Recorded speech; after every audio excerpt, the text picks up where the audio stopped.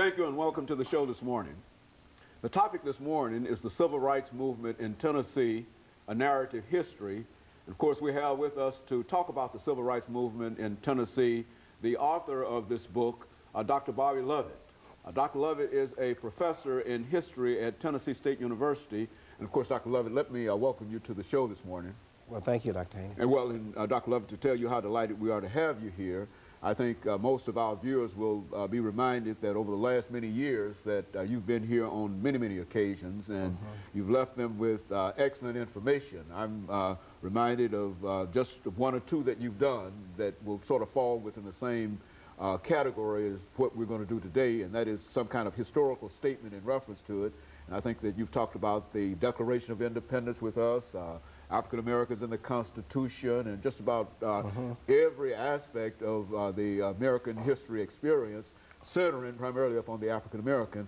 And I'm sure that with what you're going to give us tonight, this morning, will be a continuation of that, dealing with the Civil Rights Movement in Tennessee, your book dealing with the narrative history of that movement. But before we get involved in that, Dr. Lovett, let's have you to give us some information about your background, your education, and some of the things that were important that eventually led you to write this, along with many of the other books that you've written, and talk about those books as well. Okay.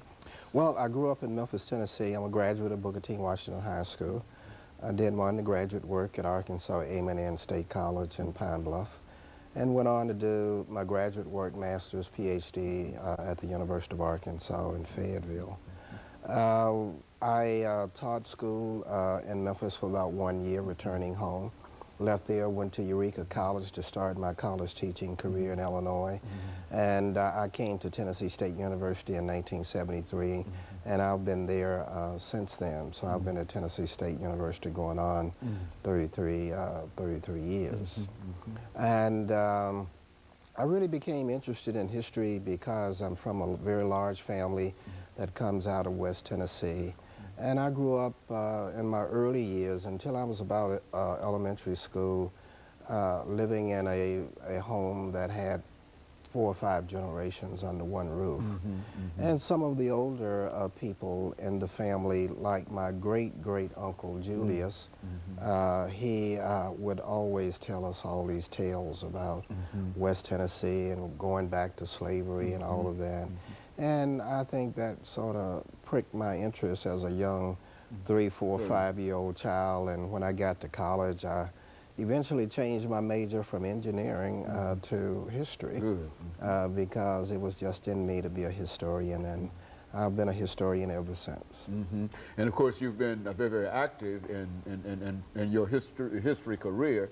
And we've talked about a number of books that you have written that you've talked about with us on this particular show, African Americans in Nashville, and some of the others. Let's talk about some of those books. Well, I've been publishing articles and books since 1976, so I've done a number of works.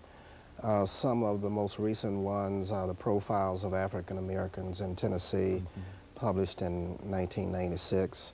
The African American History of Nashville, published by the University of Arkansas Press in 1999. And this book, The Civil Rights Movement in Tennessee, a narrative history, published by the University of Tennessee Press this last November 15th. And so in a real sense, Dr. Lovett, this, you were well prepared in terms of dealing with the civil rights movement in Tennessee by some of these earlier profile information and et cetera. Is that what you're saying? Yes. The previous publications and, many articles, encyclopedic entries that I've done certainly helped me to gather a lot of information that led to this book. However, this book is really a new field for me because most of my work centered on the Civil War, Reconstruction, slavery, 19th century, and because this was needed to cover the civil rights movement in Tennessee, whereas few state studies exist. You usually have books on the civil rights movement in the whole South, civil rights movement on individual leaders, biographies, and so on. So I took this stab on this while I was working initially on a piece on Avon N. Williams, who was a civil rights leader in Nashville. And I decided it was time to do a whole book so people would know where Tennessee fit into the civil rights whole movement. civil rights movement. Right. Of course, Dr. Love, we're getting ready for our first commercial break.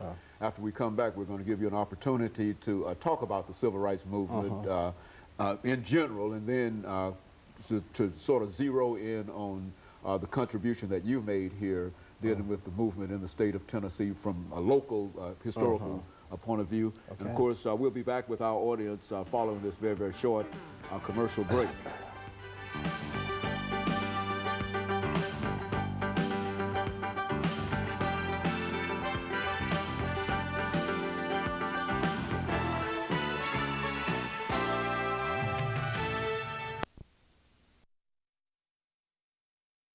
The topic is